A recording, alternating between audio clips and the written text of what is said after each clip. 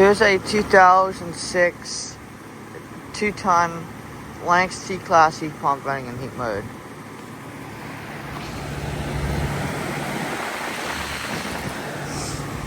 There's the fan motor. It's got culprits well compressor.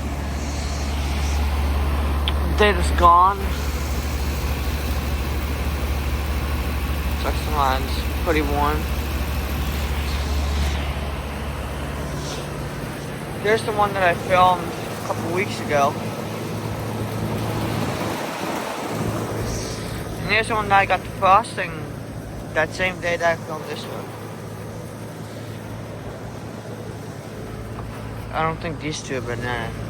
This is the 2020 Lennox Elite. Lennox. Merit heat pump. This was installed in 2021, I think. You'll place the unit just like this one. Same with this one. Back in 2019, there was all 3 of these and that one.